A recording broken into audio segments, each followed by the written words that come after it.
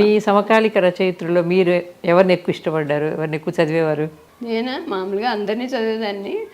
నాకు కొమ్మూరి వేణుగోపాలరావు బాగా ఇష్టం.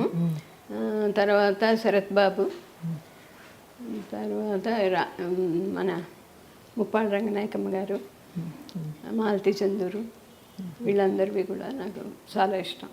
ఇంకా పవని నిర్మల ప్రభావతి, ఆవిడని అసలు ఎప్పుడు కలవలేదు కూడా, ఎక్కడ ఉంటారో కూడా నాకు తెలియదు. ఇప్పుడు లేరని మొన్న ఎవరో అన్నారు. నేను ఎలాగోలో కలవాలి ఆవిడ్ని, నేను అనుకున్నాను, నాకు ఆవిడ అని మొన్న ఎవరినో అడిగితే చెప్పారు. అలా పూర్వకాలం వాళ్ళందరివి నాకు బాగానే. పరిమళ సోమేశ్వర్ గారు ఆవిడ ఉన్నారు, ఆవిడని కలిసారు 2 సార్లు. పరిమళ సోమేశ్వర్ గారు, డి కామేశ్వర్ గారు, వీళ్ళందరూ కూడా బాగా ఇష్టమే వీళ్ళందరివి. మీ కథలకు మళ్ళీ వెనక్కి వెళితే మీరు వర్గ సంబంధమైన కథలు కొన్ని రాశారు. అంటే పేదవాళ్ళ గురించిన కథలు మీవి చాలా, అంటే ఎవరు తీసుకొని వస్తువుతో రాశారు కొన్ని. మీరు ముఖ్యంగా తల్లి అంటే ఒక చిన్నపిల్లవాడికి భరతమాత గుండె పగిలింది అనే కథ రాశారు.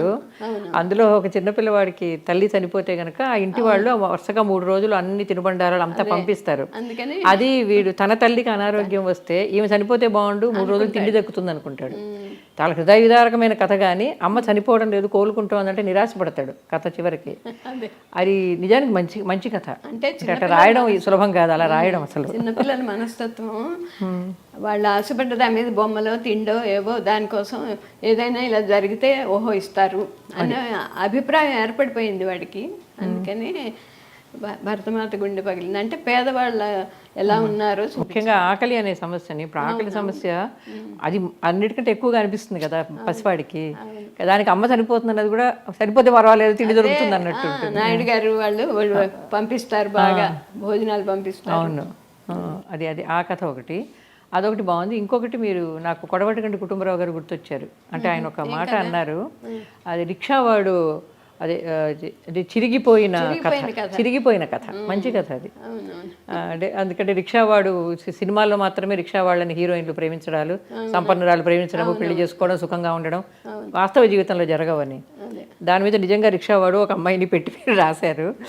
అది అతను కూడా అలాగే సినిమాలు చూసి ఊహించుకొని కథ రాసుకుంటే చివరికి ఆ అమ్మాయి ఇతను నా మీద ఏదో అత్యాచారం చేయబోయాడని తండ్రికి చెప్పి తప్పించుకొని వెళ్ళిపోతుంది కదా. నిజానికి తను ఆదుకున్న రిక్షావాడు. అది ఆ కథ కూడా అనిపించింది. అదే అలాంటివి ఏంటంటే పేదవాళ్ళు మంచి చేసినా కూడా డబ్బున్న వాళ్ళు వాళ్ళని ఇంకో దృష్టితోనే చూస్తారు. అది చెప్పడం కోసం వాళ్ళ దృష్టి మార్చుకోవాలి. అది వాస్తవికంగా ఉంది కథ.